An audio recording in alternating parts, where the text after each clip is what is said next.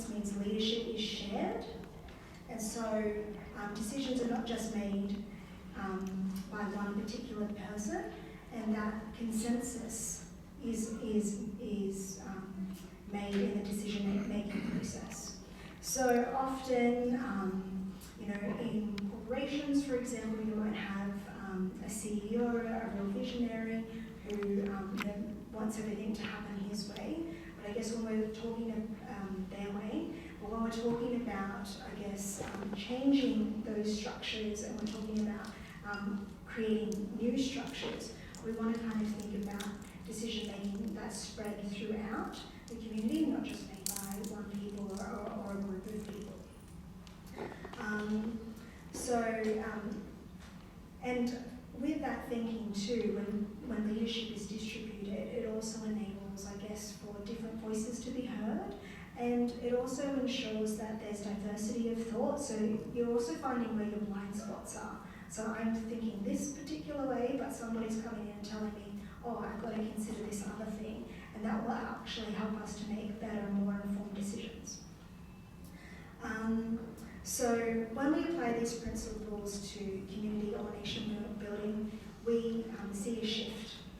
It's not just about top-down decisions, it's about circle-based relationships and how we're all connected to each other, how the decisions that we make actually ripple out and affect other people. So true transformation means involving everyone, from elders, youth, women, and even the land itself in decision making. So it's about choices that honour the generations to come. We always talk about that as a community, but how are we actually embedding that into our governance models and the way that we're doing business.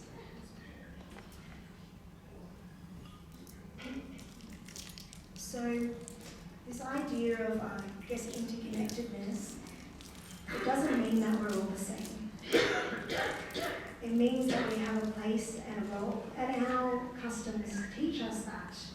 I think back to all of the teachings that I've been given to me from my family members. It's not about this person's role is to have power. It's that everyone has power and has a responsibility.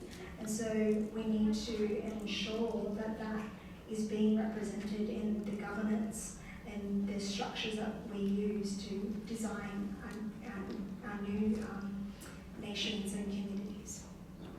So when we embed, interconnectedness, it teaches us, it also gets us to step back and think that leadership is service, it's that wealth is shared, and that healing is not just individual, but it's collective. And we know that because we work in those spaces. All of us know that you cannot heal in separation. You know that we can't do language revitalization in separation. We need to have community, or we need to be together.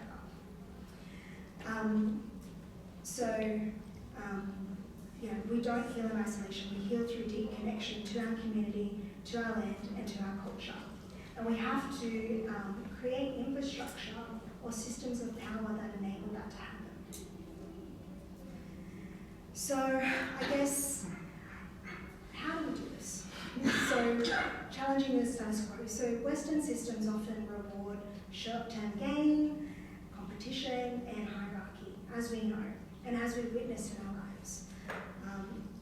But those models are breaking, and we can see it socially, environmentally, spiritually. People out there are hurting. Our country is hurting, and our community is at a crisis point in terms of language loss, disconnection, mental unwellness, and so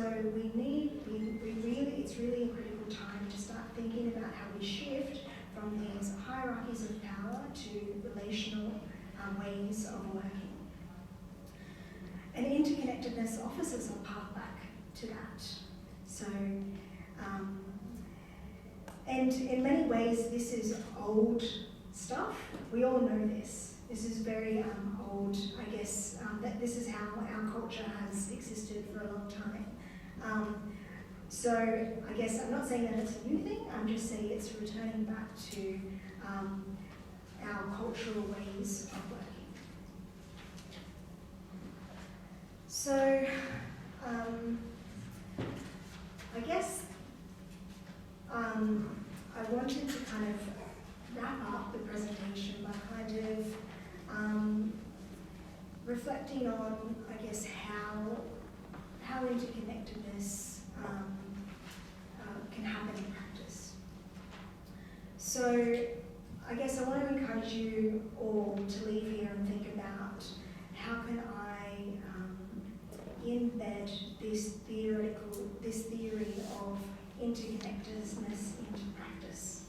So how can we start thinking about how we do business on a day-to-day basis and think about, okay, so if I'm going to make a decision about, say, purchasing a building, and somebody else has an interest in that, well, okay, I need to go and talk, or we need to kind of come to a consensus about how that's going to be used, rather than saying we're going to do things a certain way.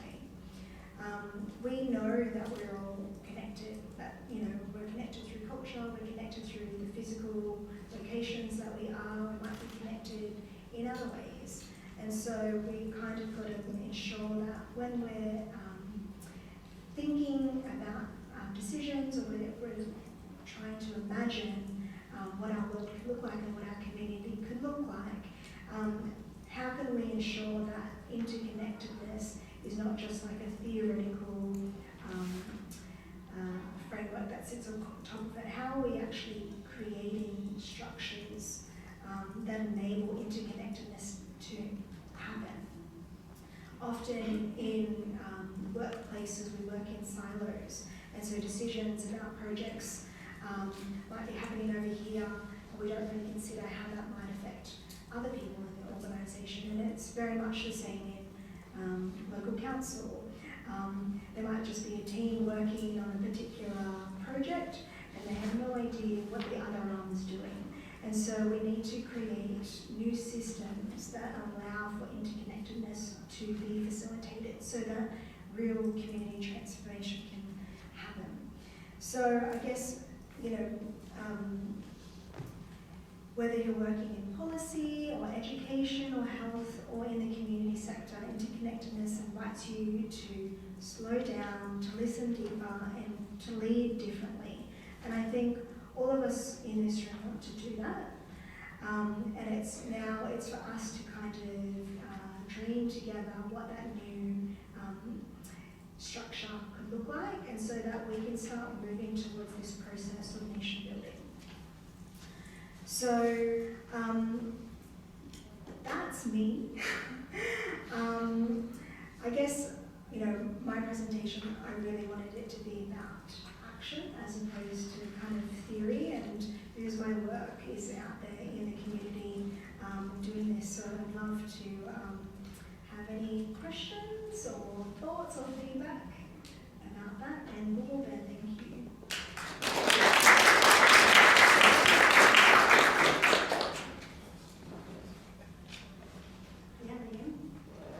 Thank you very much for your presentation. I think it's really important.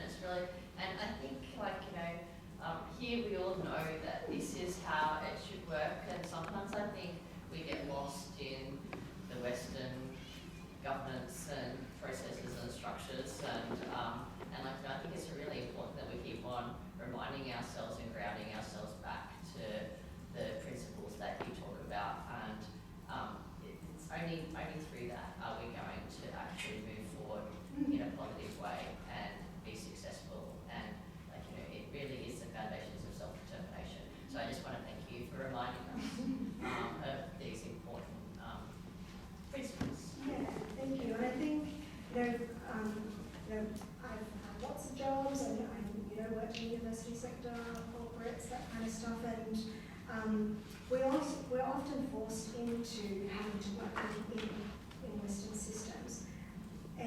But the reality is that we don't have to, and that we can reimagine what those systems are and how we want to self-govern and create sustainable communities.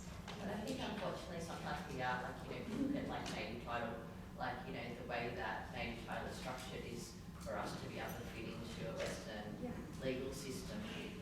It's not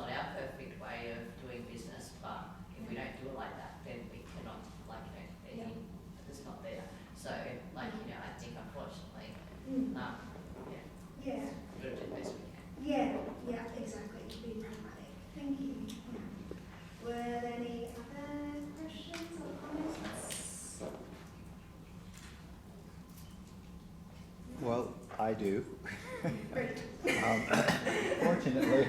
Unfortunately, I can't even remember the title of one of my chapters in my own book. So I'm going to have to try to navigate around it. In my first book, A Will to Survive, one of the chapters talks about language and culture. And I can't remember the full title, but essentially it's saying these are the tools that you need to keep trickster at bay. So in that chapter I create a story about trickster, coyote, to retell history from an indigenous worldview perspective. The thing is, when you only have one language, which is English, your perspective comes through that language. Encoded in every language are what's the word I'm looking for? Values. Huh? Values. Yeah, values. Huh? Worldview. Well, yeah, encoded in the language, it helps shape our worldview, but they're values. And one of the problems politically, if we go back before the United Nations, the thing that determined what nations were, one of the things was language. And using the metaphor of a trickster for white fellas, government specifically, they will use whatever tool they can to hold on to power. And even when I was a freshman in college, I was talking about how we will come to a time when the chief executive, I didn't use that term, but the chief executive of the countries will use criteria to determine whether or not you're indigenous or aboriginal. And one of those things will be language. Because that's the code that separates us from being American or just generally Australian. So how do you navigate around that? You can talk, I teach a class at the university called Worldview Perspectives, and even though I have native students in that class, they can't interpret things exercises that I give them, because their whole perspective moves through English. Yeah. I guess at a fundamental level, community is the start, I guess, of nationhood. And so community there's some kind of defining feature that brings you together as a community, right? So it could be language, culture, religion, geographical area, an interest in something. And so I guess from that point of view, communities can shape their own ways of saying that you're part of our community or not. That is not necessarily, it doesn't have to be defined by language. They can create their own ways of defining the community. But this, so I won't disagree with that, but there's something you're missing. If we look at Hawaii, one of the reasons, so Hawaii was invaded by the United States in around 1889 or 90, somewhere in that period, 93. And the ruling monarchy had an opportunity to push back, but they didn't. And people don't look at why they didn't, but one of the reasons why they didn't is because back around 1847, England looked at overthrowing the Hawaiian monarchy, but realized that it was a monarchy and it recognized it similar to English rule. And so they backed off. The Hawaiian government thought the same thing would happen when the United States played that game, and that was a mistake. The United States, all they did was walk into the Queen's Palace and read a piece of paper, and all of a sudden the government didn't exist anymore. When you have a power that can do that, and you talk about nationhood, what are you actually talking about? So how are you defining nationhood? Yeah, I guess I'm really interested to see where this evolves, because I guess when you think about, so I'm trying to use that example of communities decide for themselves what's the thing that brings them together. And so in many ways, nation states the same thing. So they decide who has power, how power is distributed, and what's the thing that kind of binds them together. And so I think that communities over this process of nation building will create their own frameworks.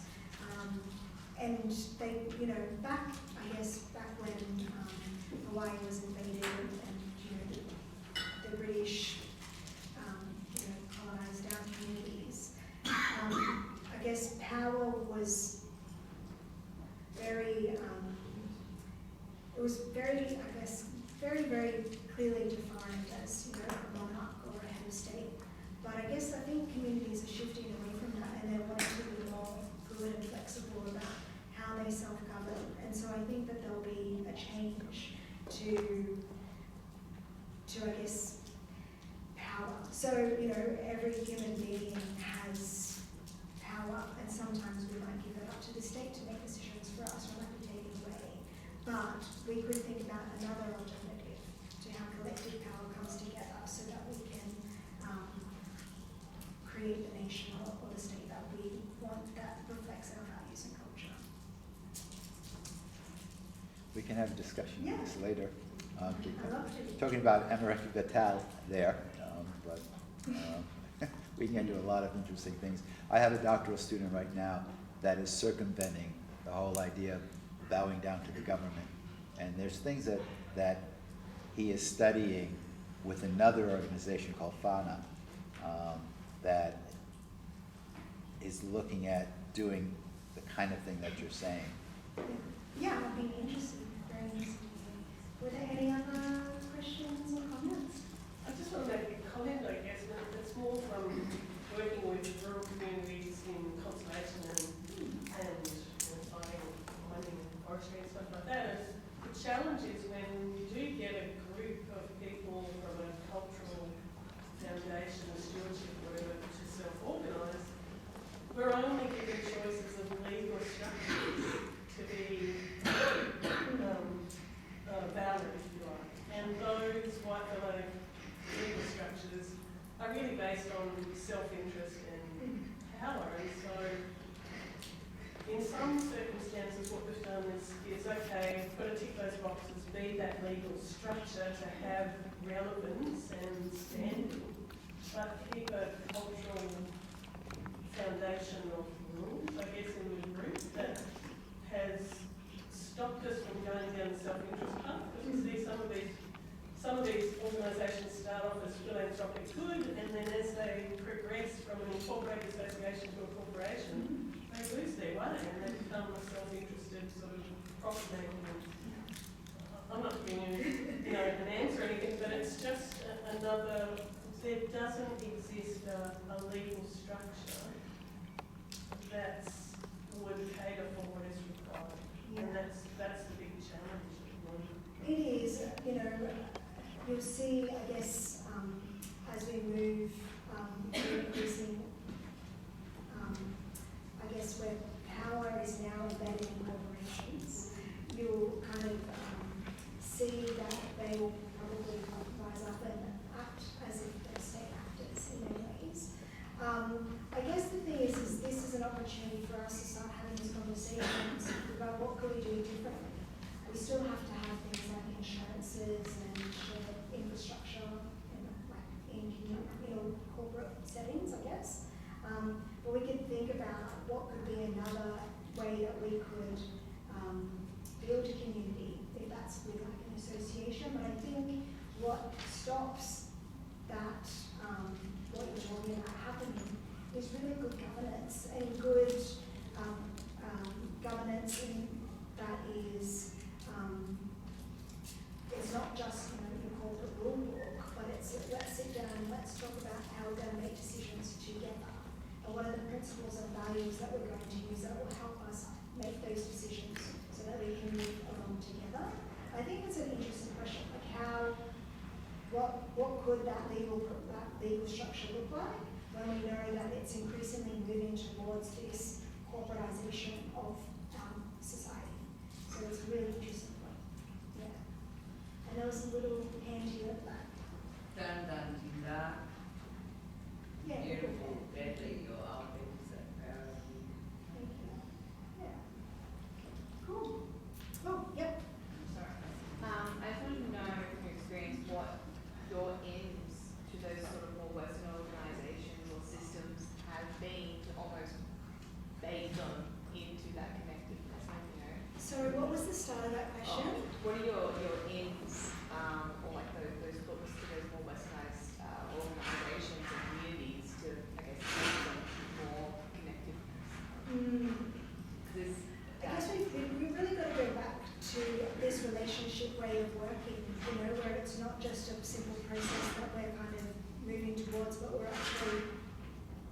relationships with each other, we understand what the wants and needs and desires of each other are, that will help build towards it. It's a really hard one when we live in a global economy, and like, you know, even a national economy, you know, that is quite hard, but often if we go back to the simple, I guess, local-based relationship building, then hopefully there'll be some, transformation. But it's a hard one, and it's a big question.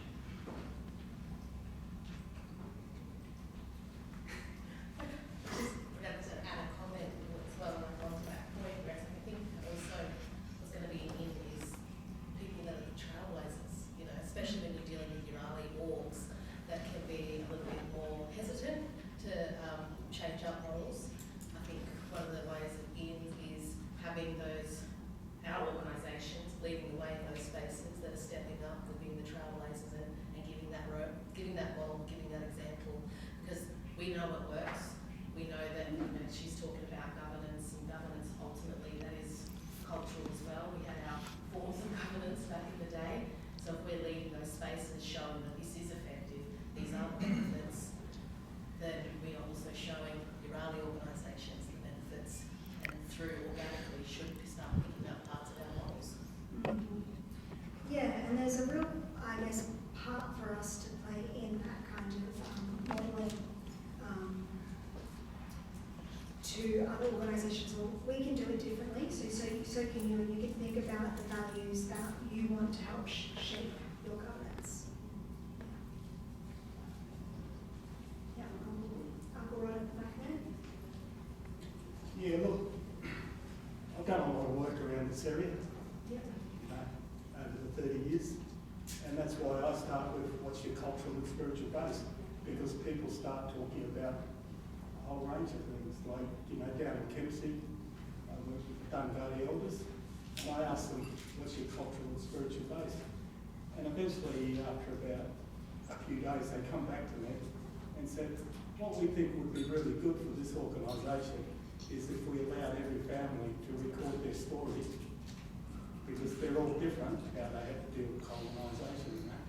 And that would maybe help build unity amongst our families and that. So, you know, people come up with different ideas and different concepts and different ways that they want to structure their organisation or run their organisation.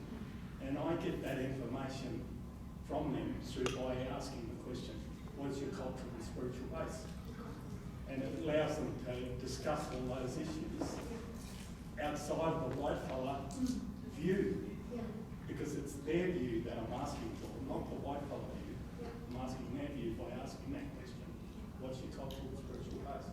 And that's a really important point to me. I probably didn't go into it much, but you know, stories are such powerful vehicles for transformation, and for us to understand our place in the world, and to understand our relationship to everything else in the world. And so if we use, I guess, this relational thinking model hand in hand with storytelling, it's really powerful for transformation, because it's, you know, we know that our stories are our law.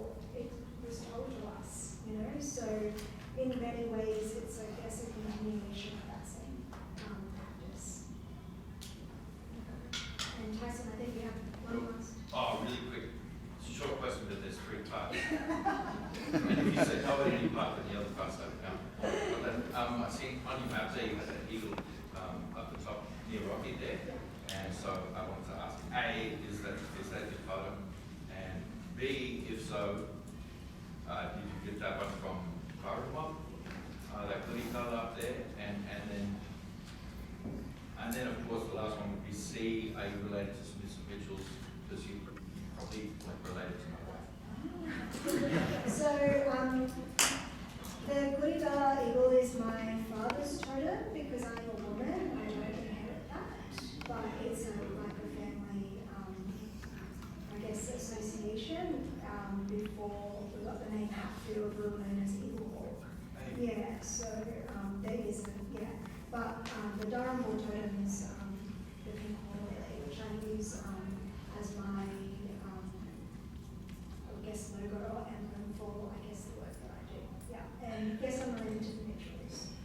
not mutual.